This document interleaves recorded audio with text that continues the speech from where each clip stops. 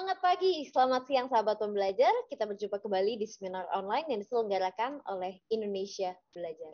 Bagi Anda yang belum mengetahui Indonesia Belajar adalah sebuah media untuk belajar yang berisi motivasi, inspirasi, dan pengetahuan tentunya dari para narasumber terbaik di Indonesia ya. Hadir dalam platform mobile aplikasi yang sahabat pembelajar bisa langsung download di Google Play Store maupun di Apple App Store. Dan Anda juga bisa klik di website kita di indonesiabelajar.id, ataupun bagi Anda yang memiliki Instagram, Anda boleh banget untuk melakukan follow pada Instagram kami di indonesia_belajar.id. Bagi Anda yang memiliki Facebook, Anda juga boleh untuk melakukan like pada Facebook fanpage kami di indonesiabelajar.id. Perkenalkan sahabat pembelajar, nama saya Jessica yang akan memandu seminar online kita hari ini. Dan seperti biasa ya, setiap hari Kamis siang kita menghadirkan seseorang yang luar biasa, yang tentunya kita sudah sama-sama tahu beliau siapa. Beliau adalah Bapak Danang Priyadi SPD MM CTM.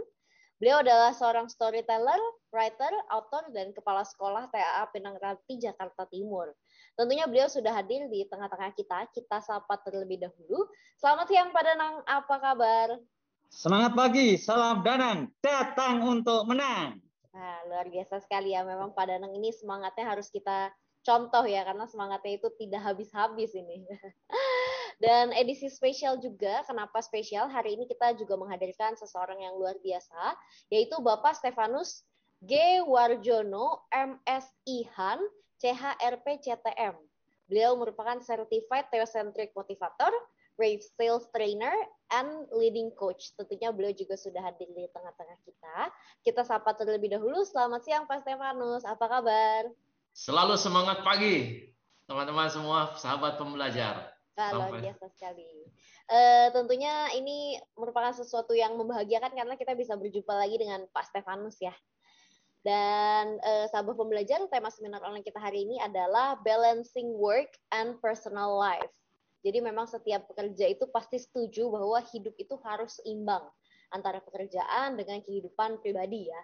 Namun ternyata memang banyak tidak setiap pekerja itu tuh paham apa definisi dari seimbang. Nah, jadi hari ini kita akan bahas bersama-sama dengan Pak Danang dan juga Pak Stefanus. Jadi untuk Anda jangan keluar dulu sampai kita benar-benar selesai. Dan untuk Anda yang ingin bertanya, Anda bisa langsung tulis saja pertanyaannya di chat room. Nanti pada saat sesi tanya jawab kita akan bahas bersama-sama. Atau bagi Anda yang ingin langsung berbicara dengan Pak Stefanus ataupun Pak Danang, bisa juga melakukan raise hand, nanti saya akan persilahkan. Oke, Pak Danang dan Pak Stefanus, tanpa berlama-lama lagi, mungkin Pak Danang boleh nih memberikan intro sedikit mengenai balancing work and personal life. Silakan Pak Danang. Ini Pak Sekretaris Jenderal Pengadilan Agama Mahkamah Agung Bapak Arif Hidayat. Luar biasa ini balancingnya antara mendengarkan acara kita dan beliau rapat tingkat tinggi ya untuk Republik Indonesia. Ini luar biasa. Terima kasih Bapak. Pak Stef juga ini antara kesibukan beliau dan berbagi sama kita. Terima kasih. Lalu ini ada teman juga dari Mas Agus Wibowo, Cornelia Ameria Puspita ini dari Yogyakarta. Ya, ini teman baru ya, dari keluarga Ibu Rudinar. Lalu Mas Toprisal ini dari Jambi. Ya, terima kasih, luar biasa udah bergabung. Kemudian ada ini Ardian Dio, lalu Fitra kalau nggak salah dari Blitar. Nah, ini Tasana Neivia ini yang akan datang nanti Kamis kita, seorang anak masih muda ya, kelas 3, 8 ya. Itu sudah membuat buku yang luar biasa, tentunya akan luar biasa. Thank you juga Happy Vanessa yang sudah bergabung. Lalu Bapak Endarto ini dari Kebumen, ya Jawa Tengah. Wah luar biasa ini, menyatu dengan kita juga. Wonosobo Pak, Wonosobo. Wonosobo ya, Wonosobo Jawa Tengah ya, Wonosobo Jawa Tengah.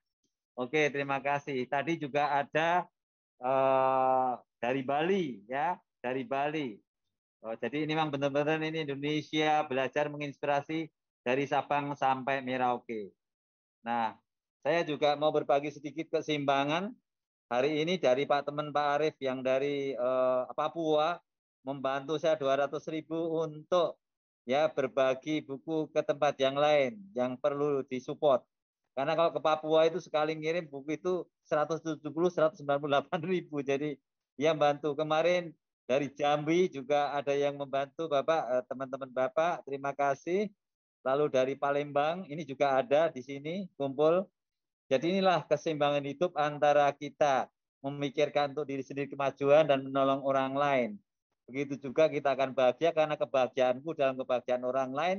Seperti sekarang ini waktu saya kasih Pak sama Pak Stefanus, karena kebahagiaan saya di sana. Pak Stefanus akan menjelaskan lebih jelas ya, bagaimana balancing antara works, kerja, dan personal life, kehidupan pribadi. Silakan Pak Stef. Ya, terima kasih Pak Danang intronya, dan ini sangat menarik banget nih memang temanya, karena ini mungkin bisa menjadi pencerahan untuk kita semua ya. Mungkin Pak Stefanus boleh mulai, silakan Pak Stefanus. Siap, semangat pagi semuanya, Bapak, Ibu, sahabat pembelajar semua. Ya, kita jumpa lagi. Saya terima kasih pertama kali untuk Mas Danang, juga teman-teman di Indonesia Belajar, Jessica, mengundang saya kembali kesekian kalinya untuk kita sama-sama ngobrol siang hari ini. Nah, kebetulan diminta oleh Mas Danang materi ini sebelumnya pernah saya bawakan 2 minggu yang lalu atau 3 minggu yang lalu ya Mas Danang ya, sehingga bagus juga ini kalau untuk dibagi-bagi ke teman-teman di Indonesia Belajar. Siap, selalu siap ya untuk Indonesia Belajar, untuk kita semua saling belajar. Kita juga bisa saling belajar di sini ya. Baik, hari ini tema kita balancing work and personal life ya. Saya izin share screen ya. Ya, silakan Pak.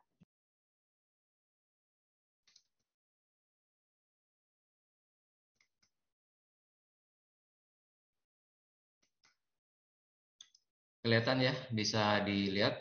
Yes Pak, sudah terlihat. Oke. Silakan. Ya, baik.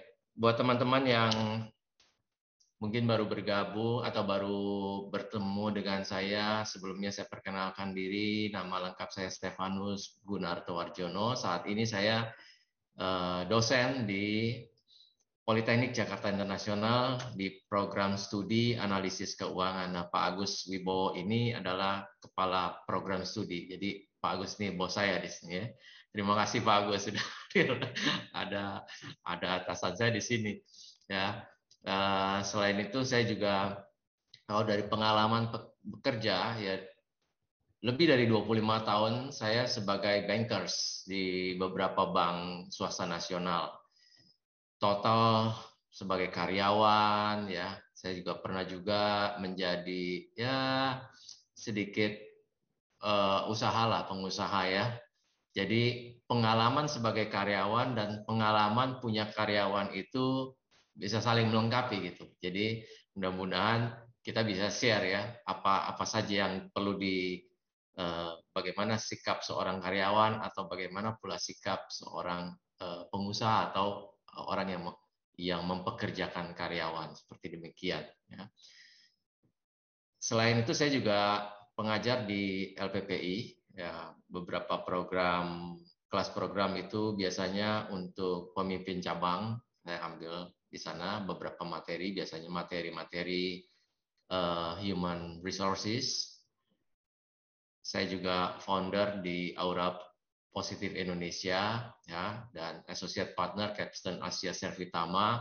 Ini adalah juga satu lembaga training ya. Kemudian juga member di Theocentric Motivation and Leadership Community atau TML Community. Ini juga Bapak Ibu nanti kita perkenalkan lebih lanjut apa itu TML Community, yang boleh kita ikut sama-sama lah karena satu visi di sana ya.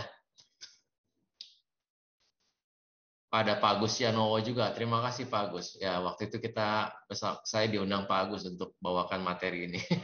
Izin Pak Agus ya. Saya mengulangi di sini Pak Agus.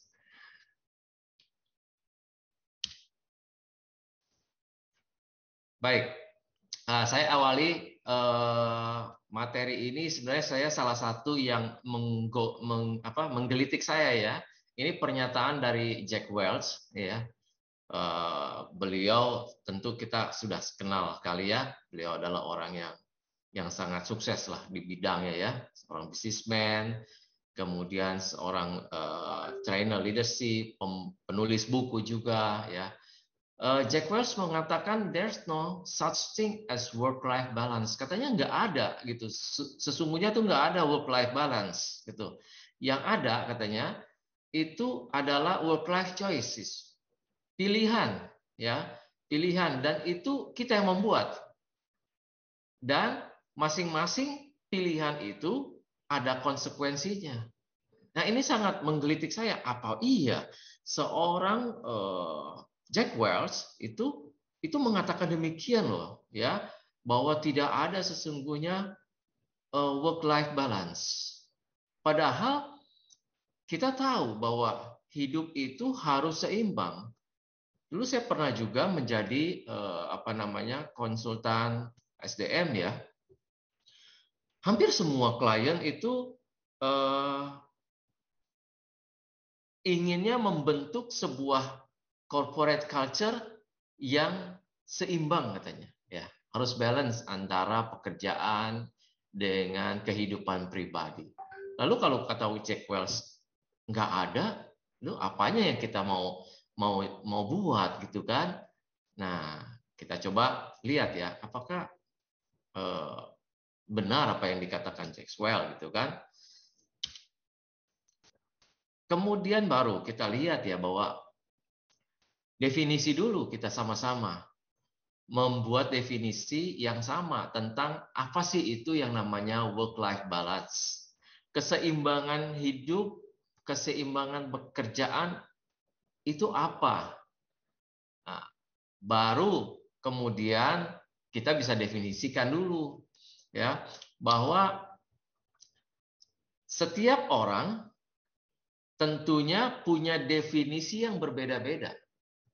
Ketika ditanya, menurut Anda apa itu keseimbangan antara pekerjaan dengan kehidupan pribadi? Setiap orang pasti berbeda. Tentu di sini sahabat pembelajar juga masing-masing punya definisi tersendiri ya. Jadi kita coba sama-sama samakan definisi sehingga pemahaman-pemahaman yang berikut ini kita bisa sama-sama karena latar belakang masing-masing melihat sebuah definisi yang berbeda. Karena dipengaruhi apa? Dipengaruhi oleh latar belakang masa lalu, ya, latar belakang saat ini, atau latar depan, ya, masa yang akan datang, gitu. Apa yang ingin dicapai itu yang membedakan. Nah, karena saya hobi sepeda ya, ini saya menganalogikan sebuah pekerjaan atau sebuah kehidupan pribadi itu sama seperti kita mengendarai sebuah sepeda. Jadi buat gampang ya, sepeda itu bisa kita analogikan sebagai sebuah pekerjaan atau kehidupan pribadi. Nah, setidaknya kita saat ini orang-orang ada di 3 situasi yang berbeda setidaknya. Ya, tentu ada situasi-situasi tambahan yang lain ya.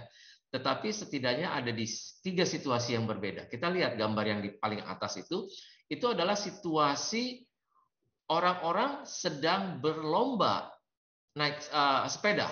Ini lomba sepeda, ya. Bisa itu kayak yang lomba sepeda sekarang ini terbesar mungkin di dunia adalah Tour de France ya. Itu jaraknya paling jauh ya, hampir 1.300 km itu ya. Bisa ditempuh beberapa minggu atau bulan. Nah, kita lihat orang-orang yang sedang berlomba sepeda. Masing-masing berkompetisi dong untuk menang ya.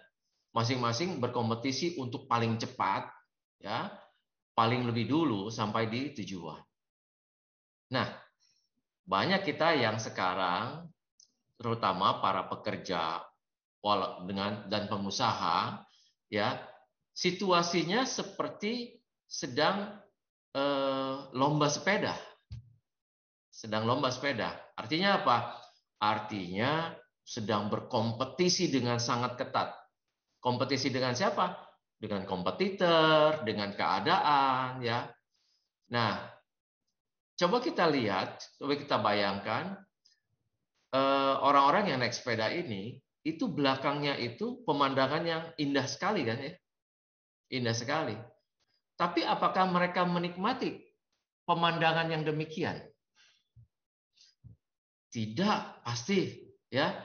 Mereka fokus kepada apa? Kepada perlombaan. Kepada perlombaan itu. Sehingga pemandangan yang indah itu buat mereka ya hilang begitu saja, tidak bisa dinikmati. Itu nggak ada tuh peserta lomba sepeda ini terus dia berhenti dulu foto-foto gitu kan ya. Nikmati pemandangan dulu, lihat oh laut begitu bagus, terus foto-foto dulu gitu. Nah, nggak ada waktu untuk seperti itu. Mereka fokus pada apa?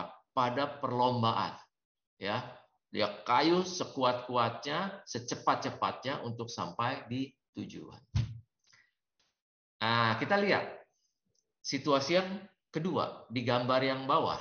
Ya, lihat ada orang naik sepeda juga, ya sama analoginya. Sepeda itu bisa pekerjaan, bisa sebagai kehidupan pribadi.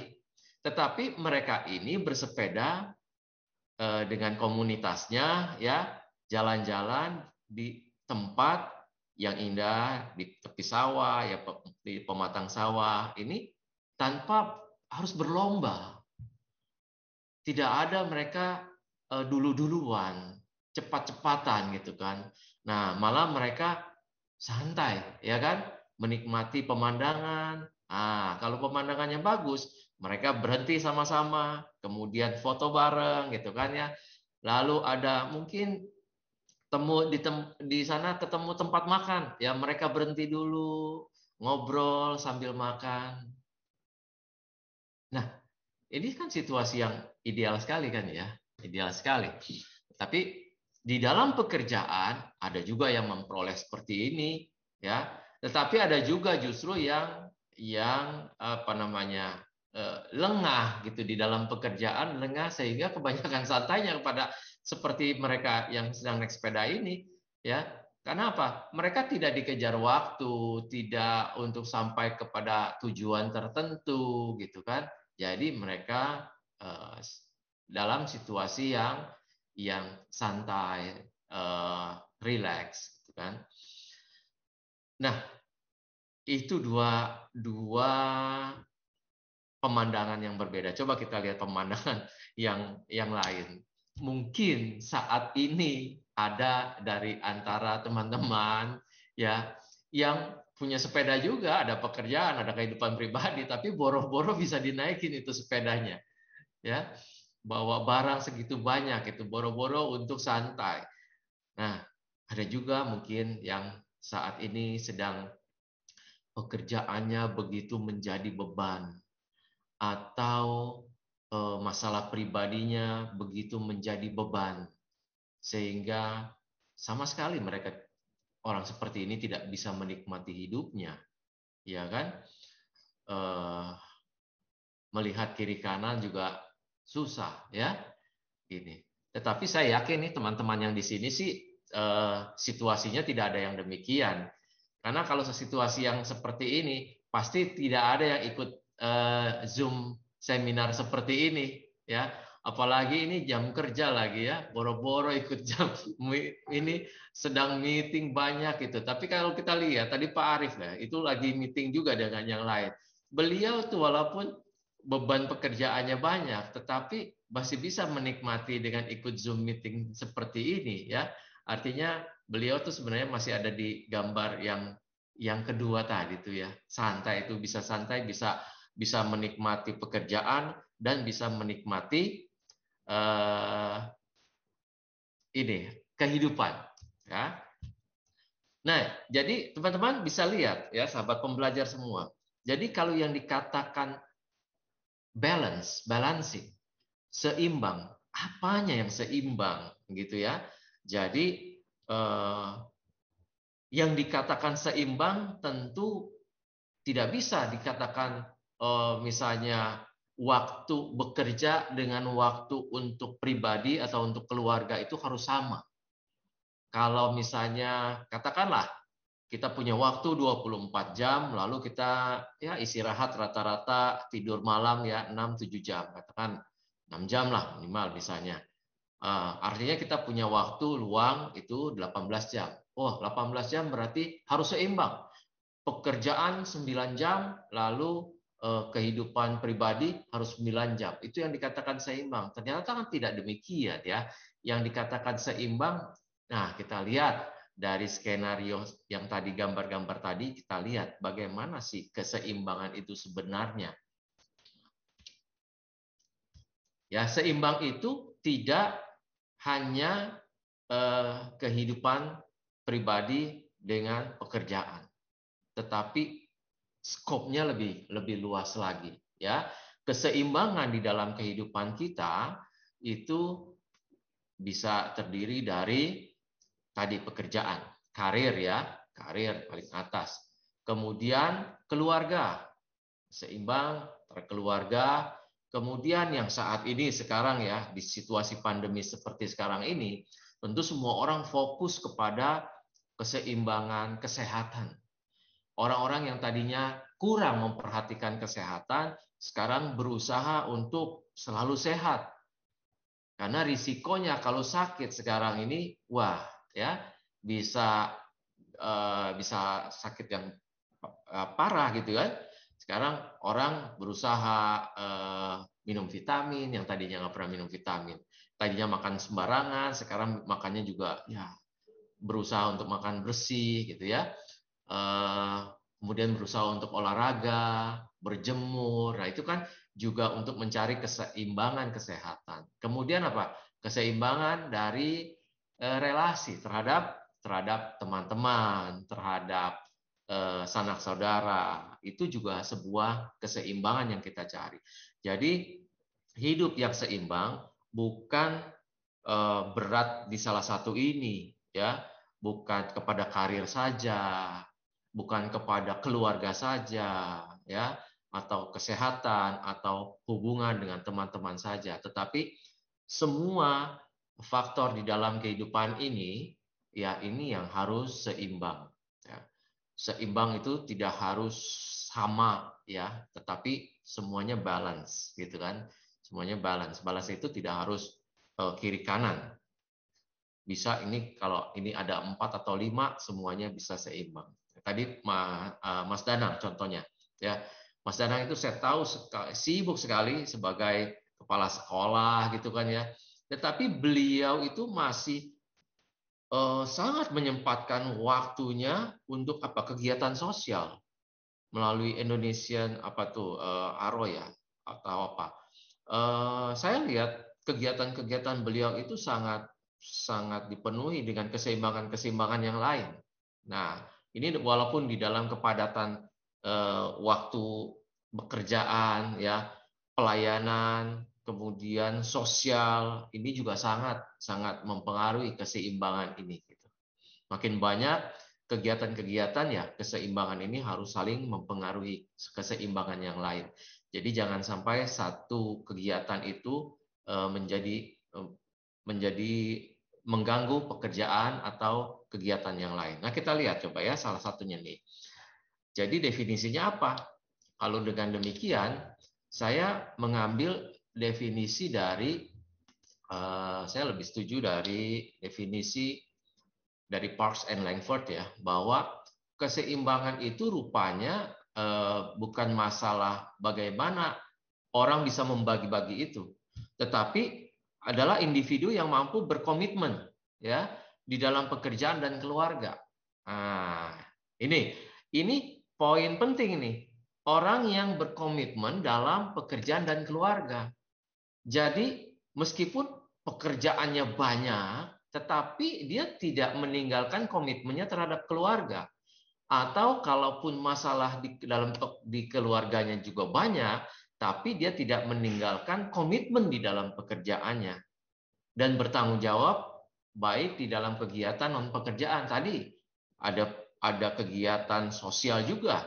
Walaupun kita sibuk dalam pekerjaan, sibuk di dalam keluarga, kita juga masih memiliki waktu untuk melakukan tanggung jawab sosial seperti yang Mas Danang lakukan, ya.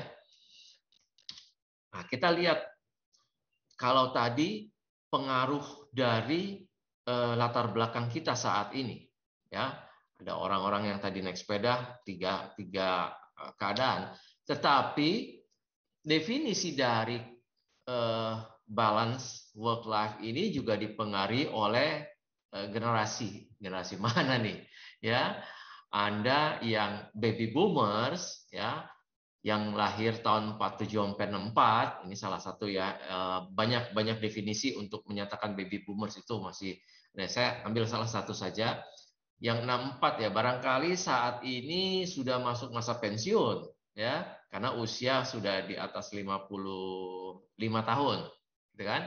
Banyak yang masa pensiunan dan mereka sedang menikmati masa pensiunnya. Jadi kalau ditanyakan balance of life, ya bagi mereka adalah bisa bersama-sama pasangan, ya, itu membawa anjing jalan-jalan pagi-pagi, ya, itu keseimbangan hidup buat mereka, gitu ya.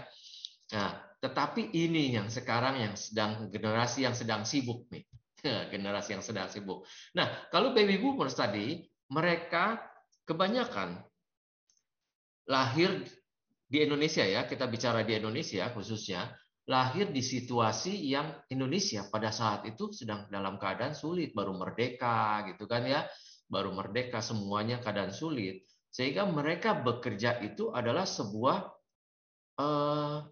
keharusan yang tidak bisa ditolak atau dipilih. Syukur dapat pekerjaan gitu. Ya, mereka semua berlomba-lomba dari dulu pengen jadi pegawai negeri. Ya, pekerjaan itu hanya PNS. Selebihnya itu bukan pekerjaan katanya. Nah, atau kalau mereka masuk ke dalam satu pekerjaan jadi seorang karyawan, itu biasanya mereka begitu masuk sampai pensiun. Sampai pensiun. Itu mereka adalah loyal kepada perusahaan tempat mereka bekerja. Ya. Waktunya mereka habiskan benar-benar untuk pekerjaan. Gitu. Kenapa? Mereka di situasi ekonomi yang kurang baik, ya. Berbeda dengan generasi X, ya, yang lahir tahun 65 sampai 79. Nah, saya masih masuk di generasi X kalau saya, ya. Ya, kita masih aktif nih di tahun-tahun yang ini nih, ya. Masih bekerja, masih jadi pekerja, masih aktif. Umumnya generasi X ini lahir dari orang tua yang sudah mulai mapan pada saat mereka lahir nih, ya. Orang tuanya merintis dan sudah mulai mapan, sehingga apa, pekerjaan bagi mereka bisa pilih-pilih, ya, bisa pilih-pilih, tidak tetapi banyak kondisi yang membuat mereka harus sibuk di dalam pekerjaannya, sehingga work life balance buat mereka ya lebih banyak bekerja, berbeda dengan ini yang anak-anak sekarang ini yang katanya generasi milenial, ya, generasi milenial ini apa, lahir tahun 80, ya, di mana semua mungkin orang tuanya sudah lebih mapan lagi, ya, mereka dapat pendidikan yang lebih baik lagi, sehingga pekerjaan bagi mereka itu nggak cukup hanya untuk bekerja, mereka mencari pekerjaan untuk menciptakan lifestyle, bagaimana gaya hidup, ya, pekerjaan harus bisa menciptakan gaya hidup yang modern, yang baik, sehingga apa, mereka lebih pemilih pekerjaan-pekerjaan yang sifatnya tidak membebani mereka. Nah, ini yang mereka tuntutan untuk work-life balance-nya lebih kepada tuntutan gaya hidup. Mereka pengennya tuh kerjanya dikit, uangnya banyak, gitu kan? Pindah-pindah kerjanya. Nah, mereka tidak loyal, nah, mereka pindah-pindah karena apa? Mencari yang senyaman mungkin untuk mereka kerjaannya sedikit, uangnya banyak. Nah, ini buat mereka yang namanya work-life balance tuh seperti itu. Sepanjang tidak bisa memberikan gaya hidup yang baik, mereka anggap itu tidak balance. Ini jadi definisi antar generasi juga berbeda mengenai work-life balance. Jadi apa sih work-life balance? Kalau kita lihat, ini work-life balance ini ada 4 dimensi, Pak, setidaknya ya. Setidaknya ada 4 dimensi, yaitu work, interference, personal life. Adalah dimensi ini mengacu pada sejauh mana pekerjaan itu dapat mengganggu kehidupan pribadi. Nah, ini yang banyak kan ya. Sekarang ini ya, mungkin kita juga banyak yang masih mengalami ini, bahwa pekerjaan itu mengganggu kehidupan pribadi. Sehingga hampir kesibukan di dalam pekerjaan hampir-hampir menyita waktu pribadi sehingga tidak punya lagi waktu pribadi. Ini situasi yang mungkin paling banyak dialami oleh kita saat ini. Kemudian ada situasi yang kedua, itu dimensi di mana personal life interference work. Dimensi ini mengacu pada sejauh mana kehidupan pribadi individu mengganggu pekerjaannya. Nah, ada juga orang-orang seperti begini, karyawan-karyawan Anda atau teman-teman di lingkungan Anda juga mungkin banyak yang seperti ini, ya. Individu ini memiliki masalah di dalam kehidupan pribadinya sehingga mengganggu kinerja individu tersebut di dalam bekerja, ya. Banyak hal misalnya yang bisa mengganggu pekerjaannya, sering sakit lah, ya kan, urusan anak lah, urusan suami, urusan istri, urusan tetangga, ya. Kehidupan pribadinya itu justru mengganggu keseimbangan pekerjaan. Nah, ini banyak juga yang hal-hal seperti ini. Nah, yang kedua ini adalah yang ketiga, sebaliknya nih, personal life enhancement of work. Ya, bagaimana dimensi ini mengacu pada sejauh mana kehidupan individu dapat meningkatkan performa individu dalam bekerja. Nah, ini yang ideal kan sebenarnya kan ya, bahwa kehidupan pribadi kita, misalnya kita merasa senang karena kehidupan pribadi kita menyenangkan, kita menjadi orang-orang yang bahagia, maka hal ini dapat membuat suasana individu itu adalah bahagia di dalam bekerja. Nah, ini membawa kebahagiaan juga di dalam lingkungan pekerjaannya. Ya, jadi sangat ideal sebenarnya hal-hal yang seperti ini. Sama seperti yang keempat misalnya, justru work enhancement of personal life. Justru pekerjaan itu dapat meningkatkan kualitas kehidupan pribadi individu. Misalnya keterampilan yang diperoleh di dalam pekerjaan, ya, itu memungkinkan seorang pekerja itu memanfaatkan keterampilan tersebut dalam kehidupan sehari-hari. Misalnya di kehidupan di dalam pekerjaannya dia mengerjakan hal-hal yang bisa menjadikan dia terampil dalam membuat atau berinovasi, ya, di rumahnya misalnya, ya. Pekerjaannya itu justru membuat dia terampil. Contoh saja ya, misalnya ya, saya senang memasak. Itu bisa membuat saya gembira karena di rumah saya bisa menerapkan keterampilan itu untuk memasak, gitu. Itu salah satu contoh. Jadi dari 4 dimensi ini sebenarnya yang ketiga dan keempat inilah yang kita sebut dimensi yang seimbang, ya, dimensi yang saling mendukung. Pekerjaan mendukung kehidupan pribadi atau kehidupan pribadi mendukung pekerjaan, ini bolak-balik ya. Bisa orang sekaligus memperoleh dimensi ketiga dan keempat. Ya, bahwa pekerjaan karena pekerjaannya itu menyenangkan, di rumah dia senang. Karena di rumah dia senang, di pekerjaannya dia senang. Ini masuk ke dimensi ketiga dan keempat. ini sangat ideal ya, idealnya demikian ya. Jadi walaupun dia sibuk di dalam pekerjaannya ya, dari pagi sampai malam, tetapi dia apa? Dia senang. Karena apa? Karena kehidupan pribadinya sendiri sudah membahagiakan. Sehingga tidak lagi terasa. Pekerjaan yang berat itu tidak lagi terasa. Apalagi kalau misalnya pekerjaan-pekerjaan yang sifatnya apa? Hobi gitu ya. Misalnya seorang fotografer. Fotografer, dia sibuk kemana-mana. Tapi dia pekerjaannya adalah menjalankan hobinya. Gitu kan? Jadi walaupun dia kemana-mana dia sibuk, hatinya pasti senang. Karena apa? Dia tidak terasa sedang bekerja. Dia terasa sedang menjalankan hobi. Gitu loh. Jadi ya seperti sekarang ini ya, hobi saya ini mengajar.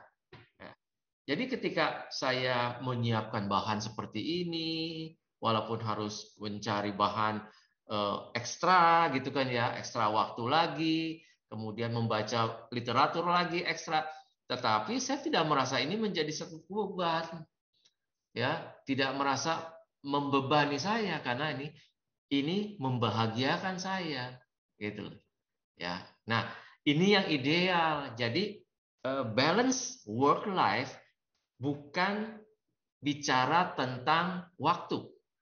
Bukan bicara tentang waktunya lebih banyak bekerja atau di rumah ya, harus seimbang, tidak demikian. Ya, bisa di pekerjaan lebih banyak waktunya. Habis misalnya dari pagi sampai malam, kemudian tapi harus tetap punya yang namanya keseimbangan tadi di keluarga. Keluarga ya diperhatikan ya. Walaupun kita hobi dalam bekerja, jangan habiskan waktu kita hanya di pekerjaan. Sementara apa? Orang di rumah tidak terperhatikan. Itu juga tidak seimbang, ya. Jadi seimbang itu harus semuanya dapat komitmen. Komitmen di pekerjaan, komitmen di rumah, di keluarga, kesehatan dan lain-lain, itu semuanya kita komitmen untuk melaksanakannya secara seimbang. Nah, kenapa sih menjadi penting gitu kan? Kenapa menjadi penting? Keseimbangan itu kenapa menjadi penting? Karena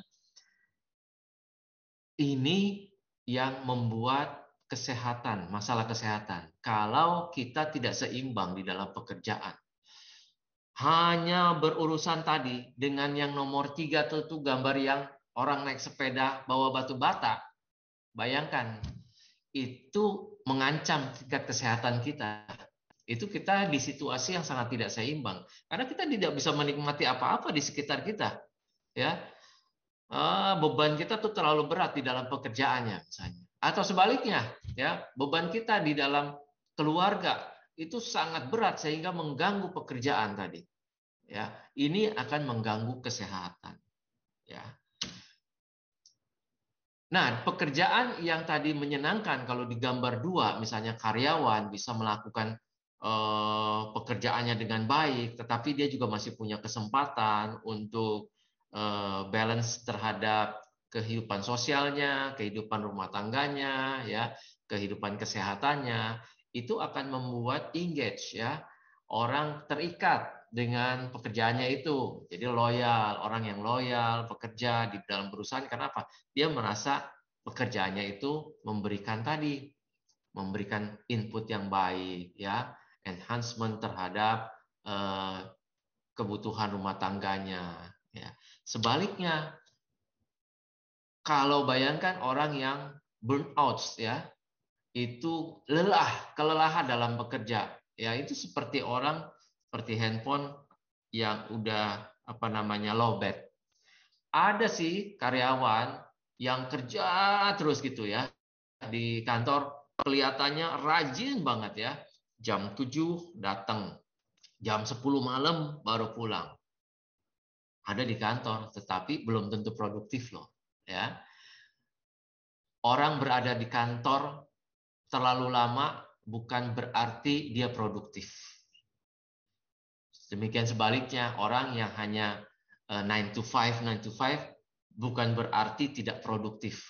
barangkali 9 to 5 yang dia lakukan, tapi dengan baterai yang full, ya, dari pagi sampai sore dia full pakai baterainya. Lalu dia pulang, itu udah produksinya tinggi.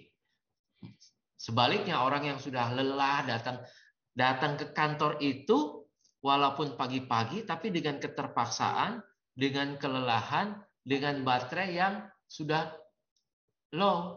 Ya, apa yang mau dia kerjakan walaupun sampai malam? Ya, sedikit saja mungkin hasilnya, tidak produktif, ya. Jadi harus seimbang antara yang produktivitas juga salah satu tujuan keseimbangan dalam bekerja. Kalau kita bisa produktif, bisa menjaga semua keseimbangan, itu kita lebih mindfulness. Mindfulness itu ada di dalam pikiran, ya, dalam hati. Membuat apa? Membuat kita fokus mengerjakan sesuatu. Fokus. Kalau orang fokus mengerjakan sesuatu, ya, di mana energi fokus kita tertuju, energi kita mengikuti di sana. Orang yang fokus itu dapat mengerjakan sesuatu dengan mudah karena fokus. Sebaliknya tadi yang less itu yang burnout itu, ya, itu udah nggak fokus. Ngerjakan apa-apa yang mudah menjadi sulit. Memecahkan masalah yang mudah menjadi sulit. Karena nggak fokus sebenarnya. Ya, karena tidak ada baterai yang cukup untuk ngecharge.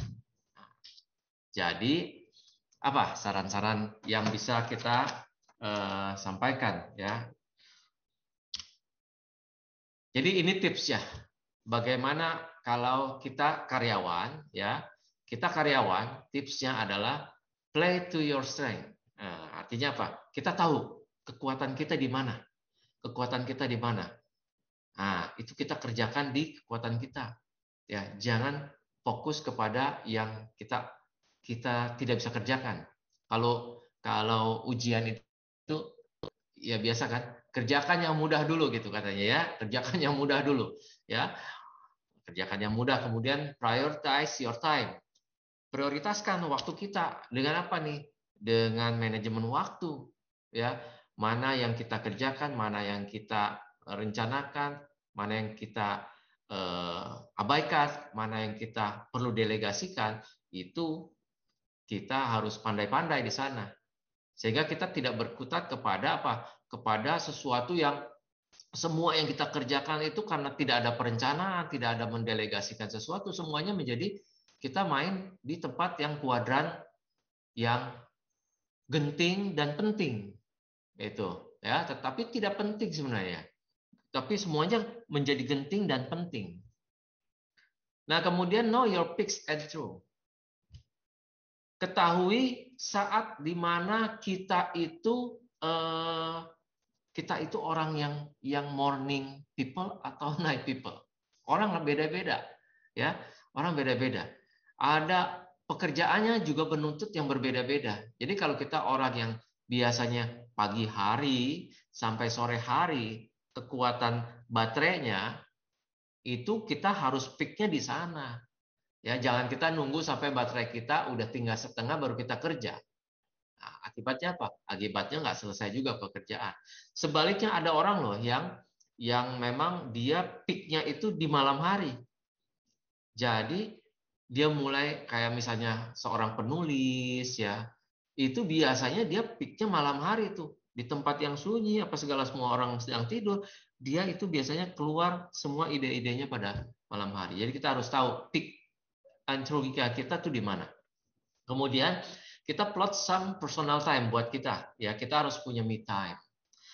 Manage your time secara jangka panjang sehingga apa? Kalau kita semua terencana dengan baik, kita punya me time yang baik juga. Sisipkan tuh personal time juga kita, ya. Kemudian bagaimana juga menyeimbangkan kalau kita sibuk misalnya di dalam pekerjaan sehingga menyita waktu cukup banyak. Salah satunya dulu saya pernah berada di situasi yang demikian. Salah satu yang saya kerjakan adalah make your workspace work for you. Apa artinya?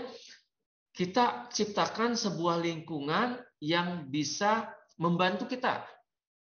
Entah itu suasana, entah itu peralatan, perlengkapan, ya. suasana. Dulu saya menciptakan, kebetulan saya bisa ya, mungkin tidak semua bisa, tetapi ini hal-hal yang bisa dicontoh. Misalnya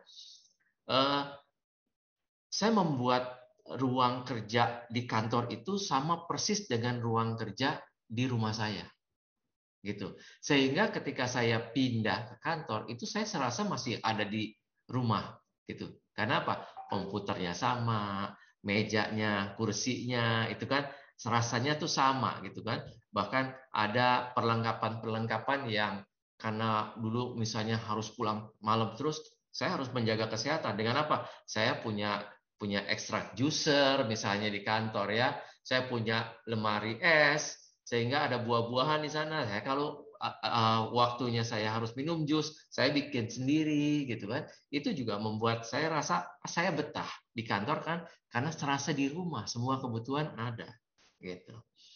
Kemudian kalau Anda yang misalnya tidak bisa demikian itu coba letakkan saja misalnya foto-foto keluarga ya di meja kerja kita ya, sehingga apa, kita ingat nih walaupun kerja kita ingat ada orang-orang yang kita cintai yang mengawasi kita sehingga kita tidak melakukan hal-hal yang tidak semestinya gitu ya gitu.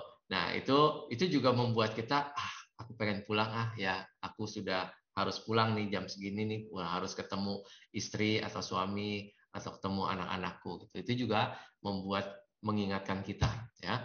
Kemudian hal lain, tap into a technology ya. Sekarang ini sudah kita lakukan teknologi ya, dengan Zoom meeting apa segala macam. Kita dipaksa oleh pandemi ini, kita dipaksa untuk beralih teknologi ya. Kita nggak boleh gaptek lagi, sehingga apa, sehingga memudahkan kita di dalam bekerja. Kita nggak perlu lagi ketemu untuk melaksanakan seminar seperti ini. Kita nggak perlu berkumpul di satu tempat ya. Kita bisa di sela-sela waktu kerja kita bisa break sejenak 1 jam gitu, misalnya 1,5 jam, kita bisa mendapatkan charge lagi ya, kita nge-charge lagi. Nah ini ya gunanya teknologi. Kemudian kalau Anda pertanyaannya gini, Pak, gimana Pak? Kalau saya udah sama sekali nggak bisa ngapa-ngapain nih, ya kayaknya situasinya sudah seperti yang orang bawa sepeda di gambar ketiga itu tadi, ya manage your mind, sabar, ya kendalikan pikiran bahwa segala sesuatu itu ada masanya, ya saatnya, ya dia juga tiba di sana. Tadi tuh orang yang seperti tadi kan dia bawa bata. Apakah dia bawa bata terus? Kan enggak. Dia ada tujuannya sebenarnya. Tiba di satu tempat, dia turunkan satu-satu batanya ya. Nah, pada saat batanya udah nggak ada, cobalah untuk rileks sejenak. Dia main-main sepedanya dulu tuh. Dia pakai sepedanya dulu untuk istirahat. Tadi kan nggak bisa dinaikin ya. Nah, Anda juga tadi plot some personal time dengan diri sendiri, dengan keluarga itu sangat perlu. Untuk apa? Untuk menyeimbangkan pikiran kita, untuk segar kembali, ya. Tarik nafas lagi, ya, untuk nyelam lagi, gitu loh. Kalau orang nyelam terus kan mati ya, nggak ada tarik nafasnya kan, ya. Sekalipun pakai tabung oksigen, ada waktunya tuh oksigen itu habis, harus isi ulang, gitu kan. Tetap harus isi ulang. Nah, untuk para pemilik usaha ya yang mempekerjakan, apa sih yang harus dikerjakan? Encourage time off ya, berikan waktu untuk karyawan-karyawan kita itu mengimplementasikan short break di akhir pekan, ya kan? Misalnya memang kita kerja 1 minggu 5 hari atau 6 hari, tetapi pada saat akhir pekan jangan lagi kita ganggu. Pada saat di atas jam kantor jangan lagi kita ganggu, ya. Dia udah pulang misalnya jam 9 malam, baru sampai rumah jam 10 malam di WA ya, untuk bikin laporan ini itu untuk meeting besok pagi. Nah, itu kan itu coba hindari hal-hal yang seperti itu. Nah, kemudian kita juga perlu bertanya kepada karyawan kita untuk kita mengambil keputusan-keputusan kebijakan-kebijakan perusahaan. Apa sih yang dibutuhkan mereka? Karena apa tadi? Karyawan kita mungkin sekarang ini akan beralih anak-anak milenials nih, ya seumuran Jessica nih. Tanya Jessica apa yang dia butuhkan, karena kebutuhan saya dengan kebutuhan Jessica udah beda, ya. Tanya karyawan kita, mereka punya kebutuhan yang berbeda sehingga apa? Bisa sama-sama, ya, bisa sama-sama. Kemudian tadi practice what you preach. Kalau kita bilang oke, kita libur hari Minggu, ya saya tidak akan ganggu, jangan ganggu, ya apa yang kita katakan. Oke, sekarang kita pulang, pokoknya jam 6. Jam 6 semua tidak boleh lagi ada di kantor. Nah, setelah pulang jam 6, jangan kemudian di email, di WhatsApp, di telepon jam 10 malam ya. Orang udah mau tidur, masih di telepon. Nah, itu juga practice what you preach. Ini saran-saran untuk kita para pengusaha ya. Nah, sebagai penutup, saya senang sekali mengutip dari Happiness at Work ini dari Alexander Jerov ya, itu dikenal sebagai Chief Happiness Officer. Jadi, most people chase success at work, thinking that will make them happy. The truth is that happiness at work will make you successful. Ya, jadi banyak orang yang berlomba, berlari, tadi seperti naik sepeda tadi, berpikir bahwa itu akan membuat mereka senang. Tapi ternyata yang sebenarnya bahwa kebahagiaanlah yang membuat mereka sukses. Bukan sukses yang membuat bahagia, tetapi bahagia yang membuat orang sukses. Ya, jadi seimbang semuanya, tetapi satu hal ya, keluarga adalah segala-galanya. Itu buat saya ya. Tapi buat Anda mungkin berbeda. Tetapi buat saya harga untuk keluarga itu tidak bisa dibayar dengan apapun. Saya akan lebih berat kepada keluarga dan komitmen kepada keluarga. Demikian, kita masuk tanya jawab, silakan. Luar biasa sekali ya. Ini menurut saya ini sangat amat bagus dari Pak Stefanus, karena ini nggak cuma buat employee, tapi untuk bos-bosnya juga ya Pak ya. Ini luar biasa sekali. Mungkin sebelum kita masuk ke sesi tanya jawab, Pak Danang ingin menambahkan sedikit, silakan Pak. Nah, biar balance saya nyapa-nyapa aja. Ini terima kasih Ibu Tias dari Bogor sudah bergabung. Ada Rismawati Tamba dari Jakarta, Jani Sutanto, Nanda Putra, Sutijab. Lalu ini ada Wucai dari Fakfak, Papua. Terima kasih. Kemudian ada Mas Simon Runtu, ada Bapak Hendarto dari Kebumen ya, Jawa Tengah ya. Lalu ada Bu Kus India ya, kemudian ada Fitra dari Blitar ya, Devi Vanessa, ini Tasana Indonesia yang nanti Kamis depan akan muncul, ya itu kebahagiaan dalam kesederhanaan. Nah, oke. Kemudian ada Adian Dio, thank you. Kemudian ada Noprisha, ini dari Jambi, terima kasih. Mas Agus Ciawono, kapan kita main ya, September ya. Terima kasih juga Bapak Agus Wibowo ya, seorang pimpinan yang rendah hati untuk sama-sama dengan kita, belajar sama kita. Lalu ada Cornelia Ameria Puspita, itu Ibu Rudina dari Yogyakarta, dari Milican, terima kasih. Ini juga ada Ibu Syarifah Aini ya, ini dari Palembang ya Ibu ya. Martapura itu Kalimantan, tapi ini Palembang. Ini nggak salah juga karena ada bos pimpinannya itu Sekretaris Jenderal dari Pengadilan Agama Mahkamah Agung RI ya. Ini mbahnya ini yang kemarin sudah membawa 100 ya, luar biasa. Terima kasih Pak Arief dalam kesibukannya masih bersama-sama kita menemani. Lalu ada Ibu Gloria Ekarini ya dari Jambi. Terima kasih. Wah, sumbangannya tadi sudah saya pakai, bisa bantu juga orang-orang kemarin itu ada pemungut sampah di jalan ibu-ibu panas-panas. Wah, begitu dapat uang dari ibu, sebagian saya kasih orang-orang pemungut sampah di jalanan itu. Jadi berkah ya ibu ya. Kemudian ini ada Ibu Niswati dari Gorontalo ya, Sulawesi Utara ya. Luar biasa ini, terima kasih ini. Pak Stefanus dari Indonesia. Jadi memang Jessica ini memang betul-betul dari Sabang sampai Merauke ya, ada semua dari kota-kota ini ya. Memang ya setinggi-tingginya burung terbang akhirnya pulang ke kandang. Seperti apa novel dan mungkin ya dramanya Arswendo Atmawiloto ya, Keluarga Cemara ya. Seindah-indahnya ya kita bersama-sama pergi mencapai sukses, lebih indah di dalam keluarga. Begitulah. Terima kasih Ibu-ibu sekalian dari Jambi, dari Gorontalo, dari Bali, dari Bogor, dari Jogja, dari Papua. Luar biasa. Terima kasih. Ini teman Pak Stefanus makin banyak. Seimbang dari Sabang sampai Merauke, merdeka. Wah, Silakan. luar biasa. Luar biasa sekali. Terima kasih Pak Danang dan Pak Stefanus. Ini kita akan langsung masuk aja ke sesi tanya jawab karena kebetulan waktunya sudah tinggal sedikit lagi. Ini ada pertanyaan dari Bapak Noprizal ya. Saya akan bacakan. Apa indikator keseimbangan dalam pekerjaan dengan personal life atau kehidupan pribadi, Pak? Karena terkadang keduanya itu kan berbenturan. Seperti yang suka menulis, kadang-kadang kita menulis menghabiskan waktu berjam-jam di rumah. Karena takut ide-ide yang dimiliki hilang kalau ditunda. Nah, sementara keluarga itu juga butuh perhatian. Mungkin Pak Stefanus mau memberikan pencerahan, silakan Pak.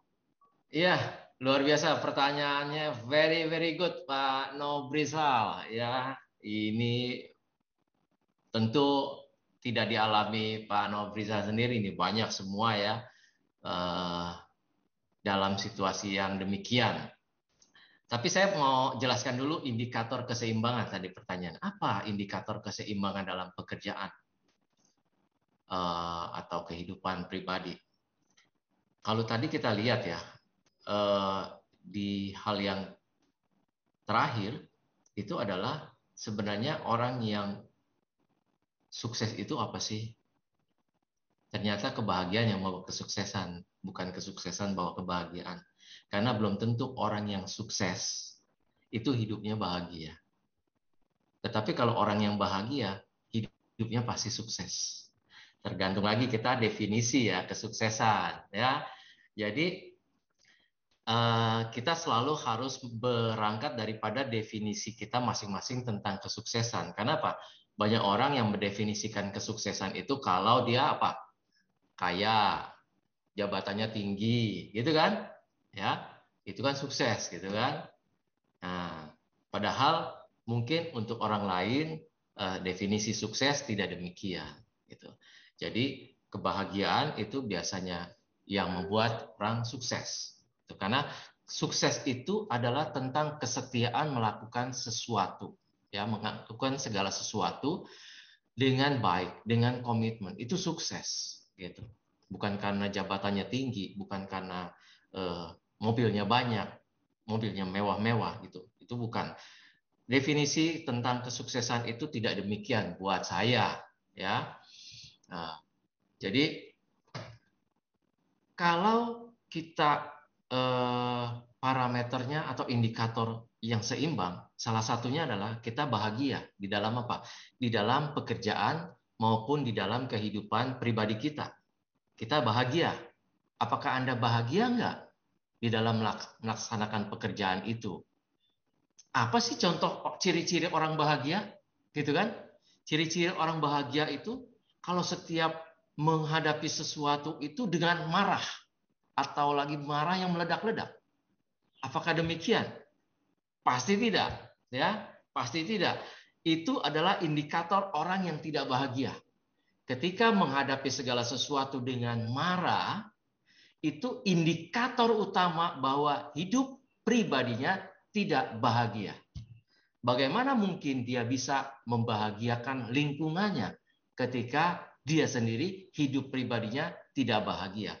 Bagaimana mungkin dia bisa membuat pekerjaannya itu sukses ketika apa? Ketika dia sendiri masih banyak masalah. Jadi indikator keseimbangan itu kalau apa? Kalau kehidupan pribadi kita sendiri sudah selesai. Selesai artinya kita imbang, ya. Kita bisa melakukan segala sesuatu dengan apa tadi? Dengan mindfulness. Mindfulness adalah indikator. kita bisa fokus dalam pekerjaan, ya, bisa mengendalikan diri ketika menghadapi kesulitan, ketika menghadapi situasi, ketika menghadapi anak buah yang berbuat salah, itu kita bisa mindfulness, mengendalikan hati, pikiran, perkataan. Sehingga apa? Itu menjadi tanda-tanda bahwa hidup kita sebenarnya seimbang. Itu. Nah, kemudian bagaimana sih kadang keduanya berbenturan? Ya, misalnya tadi dikatakan Pak Nofrizal itu dia biasa menghabiskan waktu untuk berjam-jam di rumah menulis buku.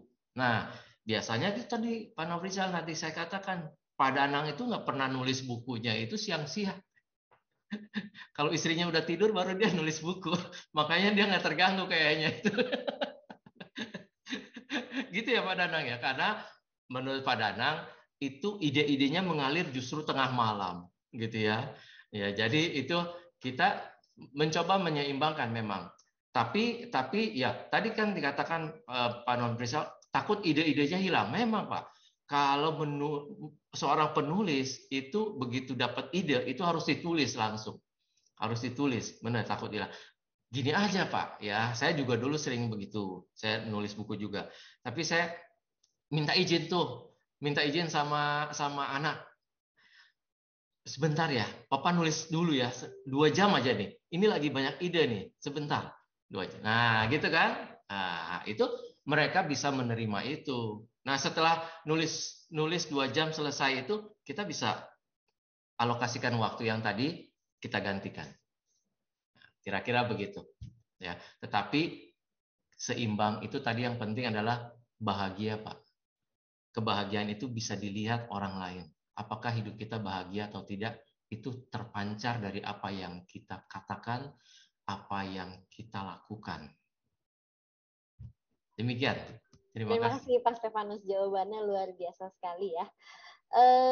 Pak Danang mungkin mau menambahkan? Ya, ini barusan saya tadi dari penerbit Gramedia menyerahkan naskah buku saya yang keempat untuk diterbitkan dan mungkin akan muncul bulan November. Luar biasa. Jadi seperti dikatakan Pak Stefanus, memang kalau saya nulis pagi-pagi, pada waktu sebelum pandemi, saya masih banyak tulisan, sampai buku yang ke-7, sekarang tinggal dikilir, nanti habis ini ngerjain yang ke-5, 7 keajaiban kehidupan, lalu nanti 7 cerita cinta. Jadi itu saya kumpulkan, Pak, saya naik Transjakarta, naik komuter lain, naik kereta, pada saat itu. Daripada nganggur di mobil, di angkot, di kereta, saya nulis. Nah, supaya nggak lupa setiap kali, misalnya Pak Nofrizal tadi, poin-poin saya tulis. Sehingga misalnya judulnya, misalnya yang buku akan muncul itu ya, itu 50 kesalahan sales. Tak tulis misalnya malas, nanti sudah tahu ceritanya. Misalnya kurang pede, nanti sudah tahu ceritanya. Misalnya nggak berdoa, sudah tahu ceritanya. Poinnya ditulis. Tapi ada yang lebih serius ya. Tamara Geraldine waktu saya ajak talk show, ya di pameran buku di Jakarta, dia bilang sama suaminya, itu kadang komentarnya gila Pak Stefanus. Pokoknya saya 2-3 bulan ini nggak boleh diganggu. Kamu tidur sendiri, aku tidur sendiri, aku di kamar sendiri. Gila loh ini suami istri. 2-3 bulan dia nulis buku aja. Tamara Geraldine itu. Jadi sama seperti Pak Stefanus. Kalau sedang saya lagi nulis, belum selesai, istri saya, ayo kita jalan, kita keluar. Atau apa, saya bilang sebentar ya, saya selesaikan. Istri biasanya mengerti. Memang istri juga perlu memahami juga ya, hobinya suami atau apa. Tapi istri saya juga tahu bahwa ini memang buah nama untuk saya, sehingga tinggal istilahnya usia pensiun tadi kalau Pak Stef katakan, usia produktif ketiga itu saat umur 60 dan 70.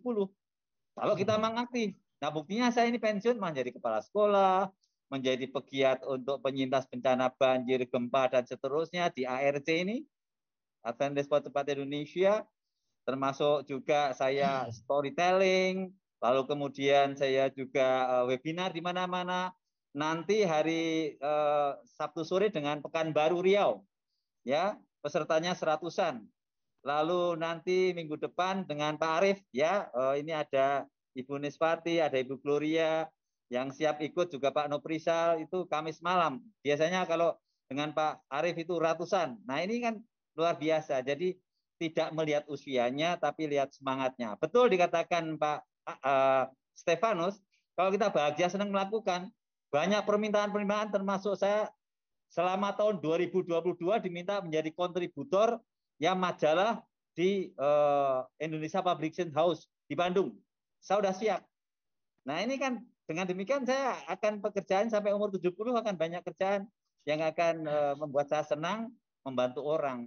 Nah ini ada pertanyaan bagus dari Ria Rudinar, Ibu dari Yogyakarta. Keseimbangan apa antara kita Allah dengan manusia? Nah itu misalnya dalam visi misi dalam buku saya itu, Cara Bodoh Hidup Bahagia. Mencintai Tuhan lewat mencintai sesama. Ini ada hubungannya. Bagaimana kamu mencintai Tuhan nggak kelihatan kalau nggak kamu tunjukkan pada sesama kamu. Lalu melayani Tuhan lihat melayani sesama. Bagaimana kamu melayani Tuhan kalau kamu nggak melayani sama kamu? Saya itu kalau lihat jalan nggak rame, begitu ada orang menarik gerobak, orang kesusahan, saya parkir minggir, saya kasih mungkin uang 20.000 yang cukup untuk makan dan minum. Apalagi ibu-ibu, bapak-bapak yang jalannya pelan-pelan, atau tukang sapu jalan, atau apapun dah. Nah ini karena apa yang dikatakan ya Tuhan mengatakan bahwa apa yang kau perbuat bagi saudaraku yang paling kecil kau perbuat bagiku.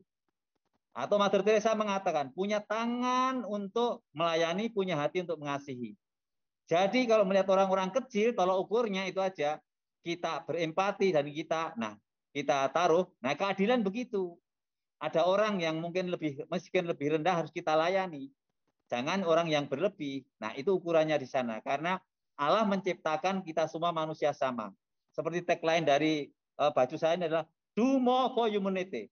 Ya, lebih berbuat banyak untuk kemanusiaan karena kita semua adalah makhluk ciptaan Allah. Allah adalah pencipta bumi dan langit ini. Maka kalau kita mau mencintai pencipta kita, kita harus mencintai orang-orang yang menjadi ciptaannya. Terlebih yang miskin, yang hina, yang yatim piatu. Di lantai 45 saya duduk ini ada pondok kasih, itu yayasan yatim piatu. Sudah kita buka ada 40 tempat tidur, 20 untuk pria, untuk wanita, untuk yatim piatu. Nah ini keseimbangan. Nah ini yang menunjukkan bahwa cinta pada Allah ditunjukkan pada cinta pada sama, terutama bagi yatim piatu yang berkekurangan, yang membutuhkan. Begitu Pak Stef, Mbak Jessica, dan teman-teman. Luar biasa, terima kasih Pak Danang dan Pak Stefanus ya. Ini ada yang raise hand, mungkin Pak Arif. Boleh Pak, silakan mungkin mau bertanya. Mungkin Pak Arif ini akan menjadi satu pertanyaan terakhir kita ya, karena tidak terasa ternyata kita sudah melebihi waktunya. Pak Arif, boleh silakan ingin bertanya? Ya, terima kasih. Selamat siang, Pak Sejahtera untuk kita semua. Pak Stefanus, ini semangat terus. Siap. Lagi Pak Danang, ini luar biasa. Pak Danang sakit sepertinya ya, pakai masker ya. Mudah-mudahan cepat sehat, Pak. Saya ini sakit karena buku saya, hadiah dari Pak Arif, saya persembahkan pada orang yang sangat membutuhkan. Luar biasa kan? Dikasih satu-satunya. Nah ini sakitnya apa? Pak Arif belum ngirim kembali, itu aja. Baik. Oke, nanti saya kirim. Tapi sedang nunggu kiriman dari penerbit. Mudah-mudahan besok sampai. Saya hanya menyetujui apa yang disampaikan oleh Pak Stefanus. Jadi begini. Tadi Pak Stefanus mendefinisikan sukses itu adalah apa? Gitu. Kalau saya punya definisi lain, sukses itu adalah jika kita mampu melewati masa-masa sulit. Itu sukses. Jadi kalau sukses ukurannya materi, alangkah banyak Pak Stefanus ya orang-orang yang bermateri tetap aja nggak bahagia gitu. Iya. Ketika dia mampu melewati masa-masa sulit, itulah sukses. Kemudian gini, saya setuju bahwa keluarga itu adalah hal yang utama. Mohon izin, saya ini baru selesai Zoom dari tadi pagi, ada 4 Zoom. Tadi dengan BPK RI, saya langsung gabung lewat HP, tapi sudah selesai, saya kembali ke laptop. Jadi intinya, pekerjaan itu jangan jadi beban. Kita jangan diperbudak kerjaan. Karena sesungguhnya kita yang atur. Ini nih prinsipnya kan gitu. Pekerjaan itu kita yang atur, bukan pekerjaan yang mengatur kita. Oleh karenanya, di sela-sela kesibukan, saya mencoba multitasking. Bekerja dengan optimal, kemudian berbuat seperti Pak Dandang dengan optimal, keluarga juga optimal. Ini saya yang COVID sih. 2019 saya ajak istri ke Sydney misalnya. Ini kan bagian-bagian keseimbangan sebetulnya. Kita sibuk kerjaan, kalau keluarga kita berantakan juga ngapain gitu kan. Oleh karenanya, saya garis bawahi kata Pak Danang tadi, kalau mari kita jaga hubungan baik dengan Sang Pencipta, ini penting. Jaga hubungan baik kita dengan Sang Pencipta, tapi jangan dilupakan jaga hubungan baik juga dengan semesta. Saya dengan Pak Stefanus, dengan Pak Agus, dengan Pak Danang, kita kan jaga hubungan baik nih. Jaga hubungan baik. Kalau dalam bahasa umumnya silaturahmi lah. Silaturahmi ini kan banyak manfaatnya. Banyak manfaatnya. Oleh karenanya, saya terapkan begini Pak Stefanus. Teman-teman staf saya, ketika dia izin sakit, ngapain izin deh?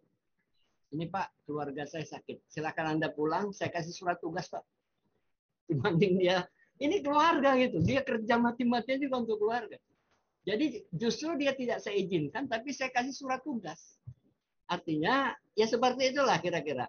Saya hanya menyetujui Mbak Jessica dari apa yang disampaikan oleh Pak Stefanus. Terima kasih. Tetap semangat. Salam sehat untuk Indonesia.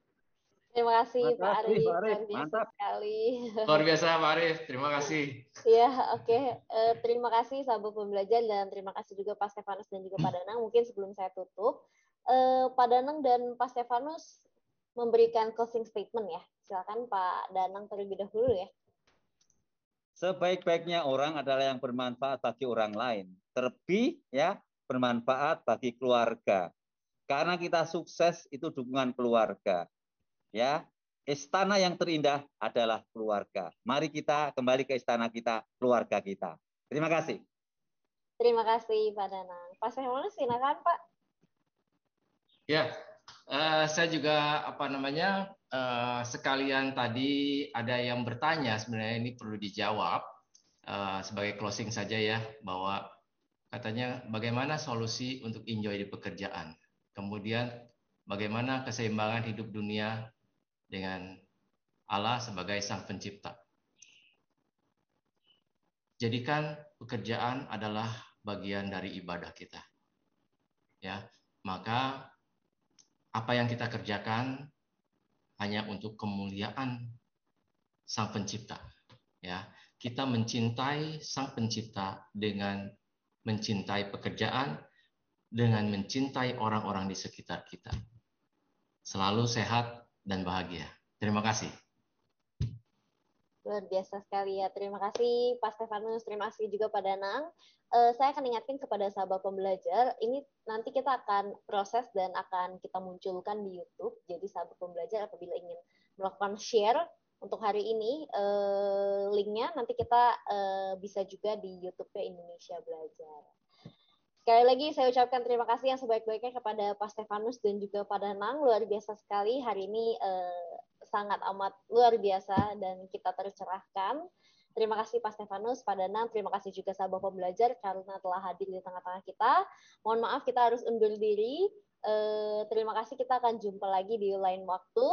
Terima kasih, stay safe, stay healthy. Terima kasih Pak Stefanus, terima kasih Pak Danang. Terima kasih Jessica. Terima kasih Pak Arif. Terima kasih semua sahabat pembelajar. Sampai jumpa. Thank you, Pak.